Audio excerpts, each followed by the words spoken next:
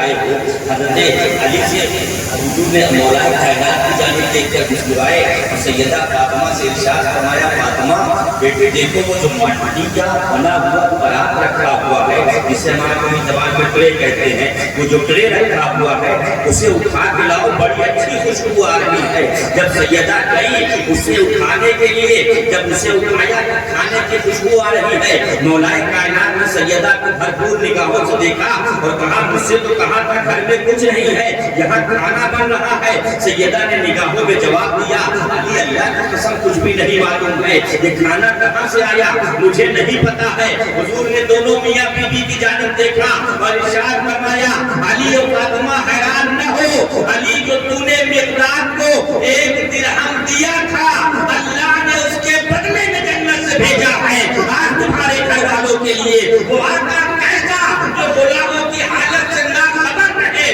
جسے غلاموں کی حالت سے خبر نہ رہے محمد علی فرماتے ہیں علی اس نیکی کا بدلہ اللہ نے مجھے عطا فرمایا اے ملت اسلامیہ کے نوجوانوں اپنے رب پر بھروسہ تو کرو اپنے رب کی ذات کو امید تو لگاؤ انشاءاللہ اللہ کبھی مایوس نہیں ہونے دے گا لا تقنطوا من رحمت اللہ اللہ خود فرماتا ہے اللہ کی رحمت سے مایوس نہ ہو یہ ہے اللہ کے گھر والے یہ ہے سیدہ فاطمہ یہ ہے مولا کائنات حضور نے کھانا کھایا سب نے کھانا کھایا اور اس کے بعد حضور سیدہ جب آرام فرمانے لگے جب آرام فرمانے لگے نا حسنین کو ایک طرف حسین ایک طرف حسن ایک طرف آج حضور کے پہلو میں لے کے ہوئے ہیں حضور اکرم صلی اللہ علیہ وسلم نے بچوں کو اپنے ساتھ لٹایا جب رات میں بچپن کی عادت ہوتی ہے کبھی دودھ مانگتے ہیں کبھی کبھی کھانے کو مانگتے ہیں حضرت امام حسن نے کہا بھوک لگی ہوئی ہے جب اتنا سنا تو سیدہ اٹھنے لگی حضور نے فرمایا نہیں فاطمہ تم نہ اٹھو آج میرے بیٹے میرے فرزند میرے حسنین میرے پاس ہیں آج دودھ میں انہیں پلاؤں گا مصطفیٰ اٹھ کے گئے برتن میں دودھ نکالا لے کر آئے امام حسن کے لبے مبارک سے لگایا حسن کو پلایا پھر اس کے بعد امام حسن نے جب امام حسین نے طلب کیا پھر حضور اٹھے پھر لے جا کے امام حسین کو پلایا یہ حضور کی محبت بتا رہی تھی یہ حضور کا کردار بتا رہا تھا حضور کی تیاری بتا رہی تھی کہ میں اپنے نوازوں کو ایک خاص مقصد کے لیے تیار کر رہا ہوں ایک خاص مقصد کے لیے ٹریننگ دے رہا ہوں کہ آج میری قربانیوں کو میرے بچوں فراموش نہ کرنا ہر نبی کی امت آئی ہر نبی کا دین آیا ہر نبی کا قانون آیا لیکن ان کے پاس حسن و حسین جیسے نواسے نہیں تھے ان کے پاس حسین جیسے فرزند نہیں تھے ان کے پاس حسن جیسے باشعور باعلم نواسا نہیں تھا مصطفیٰ جانتے تھے یہ میرے بچے ہیں جو میرے دین کو بچانے والے ہیں یہ میرے بچے ہیں جو دین کی تشریح کرنے والے ہیں جو دین کی تصویر بتانے والے ہیں یہی وجہ ہے کہ امام حسن مصطفیٰ مسجد نبوی کے باہر کھیل رہے ہیں دیکھو صحابہ کیسے محبت کرتے ہیں نبی کے گھر والے سے امام حسن مصطفیٰ مسجد نبوی کے شہر کے باہر کھیل رہے ہیں حضرت ابو بکر رضی اللہ تعالیٰ عنہ مسجد نبوی سے باہر نکلے جب مسجد نبوی سے باہر نکلے نا تو آپ نے امام حسن کو کھیلتے ہوئے دیکھا آگے بڑھے آگے بڑھ کے مٹی میں کھیل رہے تھے گرد نہیں صاف کیا یہ نہیں کہا بچہ ہے ذرا مشکل کے آگے بڑھ جائیں امام حسن کو اٹھایا سینے سے لگایا اپنے کندھوں پہ بٹھایا اور کندھے پہ بٹھا کے مولائے کائنات سامنے کھڑے تھے حضرت صدیق اکبر ارشاد فرماتے ہیں اللہ کی قسم علی یہ حسن نبی کے مشابہ ہے تمہارے مشابہ ہے حسن سے نبی کی تصویر جھلکتی ہے اس لیے سنیوں امام حسن کو بھی یاد کیا جائے ان کی بھی تاریخ ولادت منایا کرو 15 رمضان المبارک حضرت امام حسن کی تاریخ ولادت ہے جب امام حسن پیدا ہوئے تو جناب جبریل آئے اور آ کے حضور سے عرض کیا یا رسول اللہ اللہ کسی بیٹے کی پیدائش پہ آپ کو مبارکباد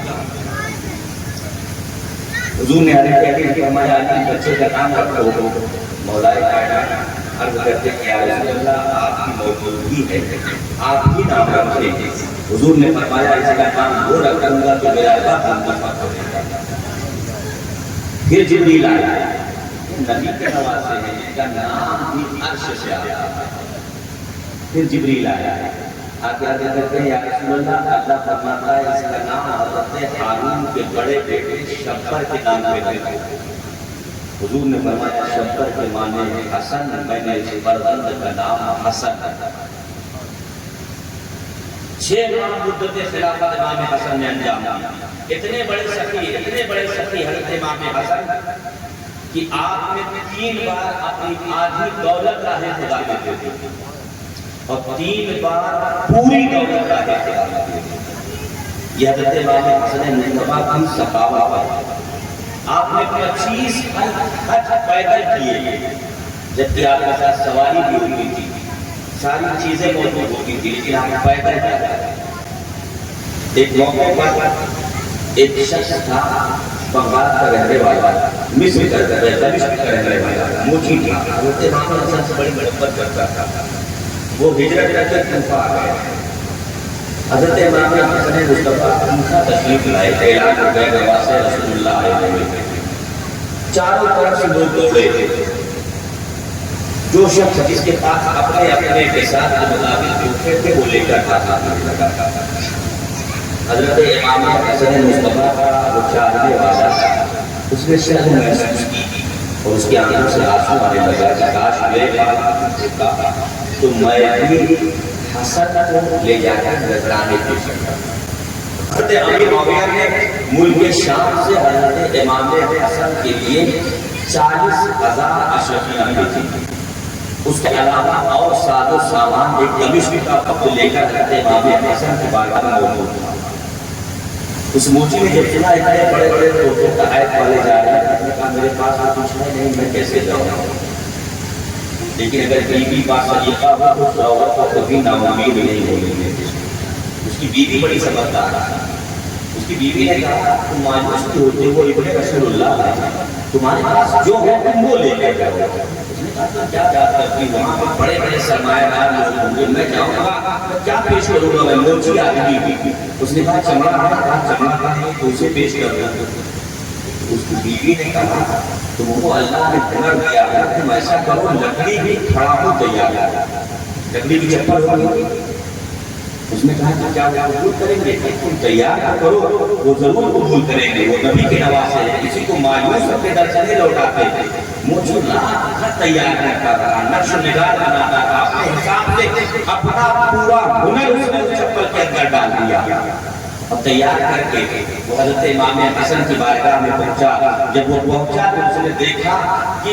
تمام لوگ ہیں، بڑے بڑے مہنگے تحفے لے کر آ رہے ہیں۔ پھر اس نے جب دوسرے کے تحفے دیکھے نا تو اپنے ہاتھ پیچھے کیے، اپنی چپل کو پیچھے چھپا دیا کہ یہ میرا حقیر سے تحفہ ہے، میں نبی کے نواسے کی بارگاہ میں کیا پیش کروں گا؟ یہ سوچ کے اس نے اپنا تحفہ پیچھے کیا۔ جب سب دیکھ کے امام حسن نے اس موچی کی جانب نگاہ اٹھائی اور فرمایا ہے فلاں ابن فلاں، وہ چپل جو رات بھر تو میرے لیے تیار کرتا رہا، اب کب پیش کرے گا؟ اسے پیش تو کر دے۔ اس موچی نے حضرت امام حسن کی بارگاہ میں وہ چپل پیش کی۔ آپ نے اس کا دل رکھنے کے لیے ترنت اسے اپنے پیروں میں پہنا اور ارشاد فرمایا کہ خوب چپل بنا کے دلایا ہے، کہیں بہتر طریقے پہ تو نے اسے نقش و نگار دیا ہے۔ وہ بڑا خوش ہوا۔ جب جانے لگا تو امام حسن نے فرمایا نبی کے نواسے کے